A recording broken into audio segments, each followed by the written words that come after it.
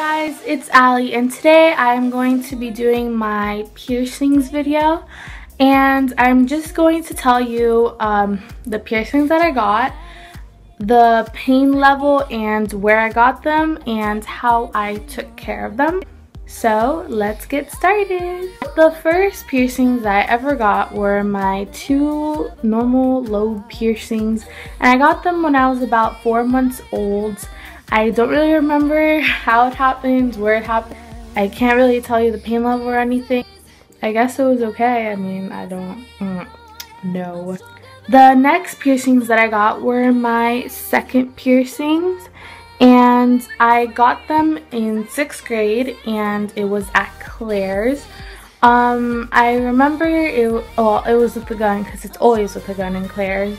I only suggest guns with lobe piercings because it could shatter your cartilage and get infected and all that nasty stuff. So lobe piercings with guns is okay. So I went in, sat down, whatever, and then it was like this old Russian lady, and she did it. The first one, it was okay, but then the second one hurt more because I was already anticipating the pain. But on a level, 1 being the least, 10 being the most, I'll probably give my second piercing a 4 out of 10 because I have a very high tolerance for pain. Like, if you pinch me, I could cry. Like, I'm not kidding. Pain and me are not friends at all. I mean, pain's not friends with anyone, but especially me. It hurt. It did not hurt that much, and for me saying it's a 4, it's pretty good. It was fine. It didn't hurt that much. It healed in about 2 to 3 weeks, I think, and after that I changed it and it was fine. It was kind of sore for like 3 or 4 months, but yeah, it was fine after that, and yeah, healed pretty good.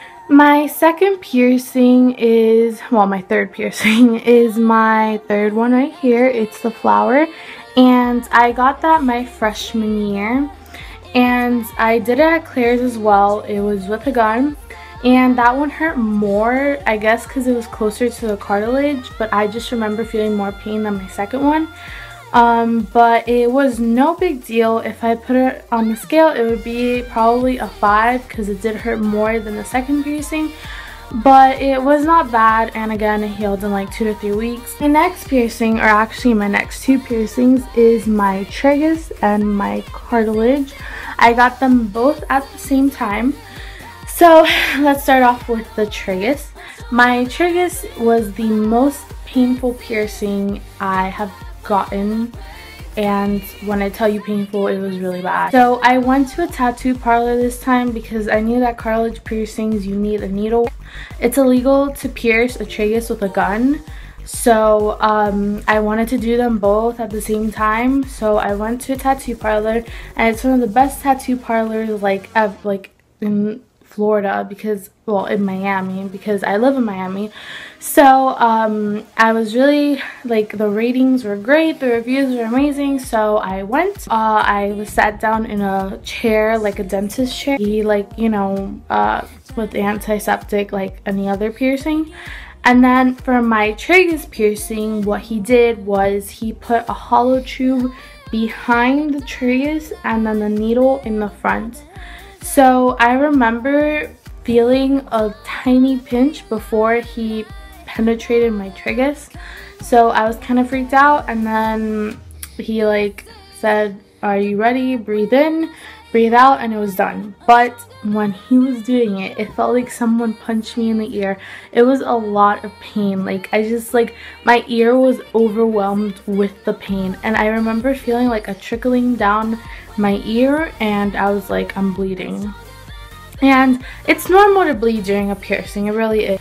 The ear doesn't have that many blood vessels, so usually it does not bleed, but for a piercing that is closer to my ear, like inside of my ear and my head, it has more, so it ended up bleeding, and almost everyone bleeds through a tragus piercing.